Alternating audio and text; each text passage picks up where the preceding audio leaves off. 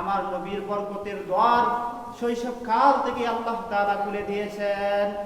ও মুসলমান ভাইরা আমার নবীজি কেমন ছিলেন?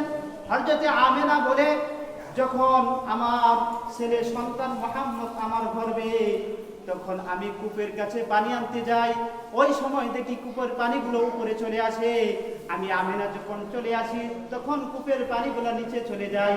মক্কার মেয়েরা বলে, ও আমেনা, তুমি যতক্ষণ পর্যন্ত কূপের কাছে দাঁড়িয়ে থাকো, এই কূপের পানি উপরে থাকে, আর যখন তুমি চলে যাও কূপের পানি নিচে চলে যায়। ও আমেনা, তুমি একটু দাঁড়িয়ে থাকো, আমরা পানি নেওয়ার জন্য।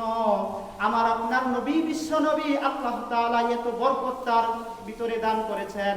হালিমাতুস সাদিয়া রাদিয়াল্লাহু আনহা, যিনি নবীজির দুধ মা, হালিমাতুস সাদিয়া বলেন, মক্কায় একবার আমরা শিশু আনার জন্য গেলাম। ওই সময় ছিল দুর্ভিক্ষের সময়। এমন সময় সকল মহিলারা শিশু আনার জন্য মক্কায় গিয়েছে। সকলের সামনে নবী মুহাম্মদকে পেশ করা হয়েছে, কিন্তু কেউ এতিম বলে নেই নাই।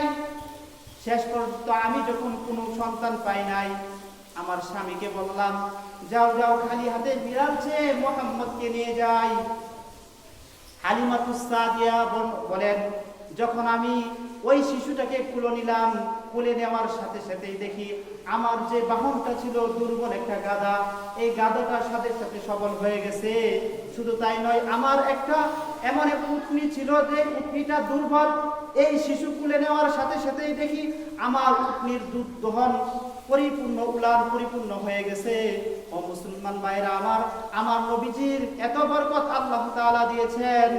এজন্য রব্বুল আলামিন কুরআন কারীমে জানায় দিলেন, ওয়ামা আরসালনাকা ইল্লা রাহমাতাল লিল আলামিন।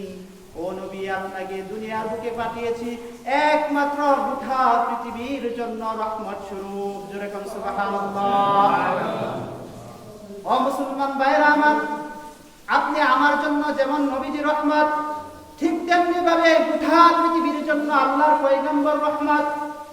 এই পৃথিবীর কাফের মুশরিকদের জন্য আল্লাহর নবী রহমত। এই পৃথিবীর সকল মানুষের জন্য নবীজি রহমত। গোটা মাখলুকের জন্য নবীজি রহমত। আমার নবীজি সাল্লাল্লাহু আলাইহি ওয়াসাল্লামকে আল্লাহ তাআলা বলেন, ওগো নবীজি, আমি আপনাকে দুনিয়ার বুকে পাঠিয়েছি। এমন সময় পুরা দুনিয়াটা অন্ধকার ছিল, আপনি নবীর মাধ্যমে গোটা পৃথিবীকে আলোকিত করা হয়েছে।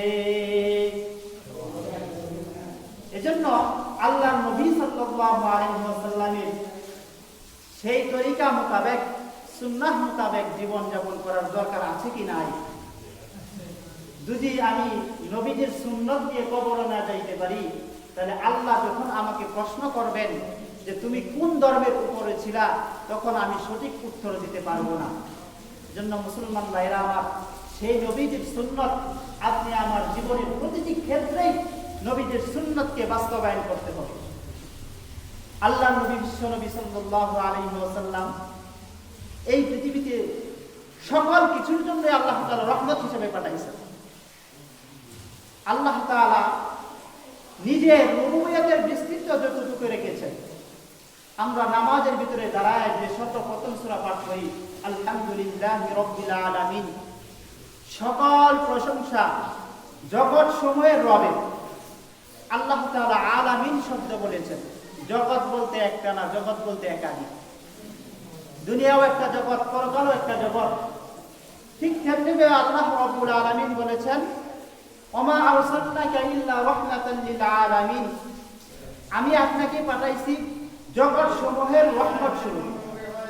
আল্লাহর রুবুবিয়তের বিস্তৃত যতটুকু আছে, ততটুকু পর্যন্ত তার নবীর রহমতের বিস্তৃত রেখেছেন। এজন্য আল্লাহ রাব্বুল আলামিন বলেন, সূরা আলী ইমরানের 31 নম্বর আয়াতে রব্বুল আলামিন বলেন,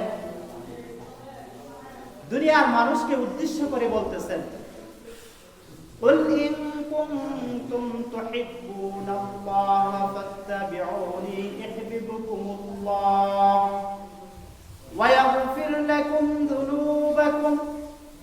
আল্লাহ রাব্বুল আলামিন বলেন, ও নবী, আপনি তাদেরকে জানায়া দেন তারা যদি আল্লাহকে ভালোবাসে, মহব্বত করতে চায়, আমরা আল্লাহর ভালোবাসা চাই না?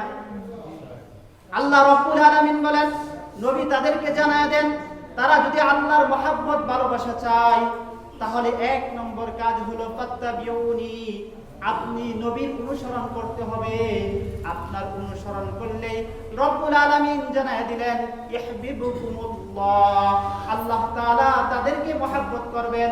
ও মুসলমান ভাইরা আমার, যাদেরকে রব্বুল আলামিন মহব্বত করবেন, ভালোবাসবেন, আল্লাহ রব্বুল আলামিন তাদের সকল গুনাহগুলো ক্ষমা করে দিবেন। এজন্য নবীর মহব্বত যার অন্তরে থাকবে, সেই হলো প্রকৃত মুমিন, সেই হবে প্রকৃত মুসলমান। আমরা যদি প্রকৃত ঈমানদার হতে চাই, আল্লাহ রাসূলের মহব্বত অন্তরের ভিতরে আমাদের স্থাপন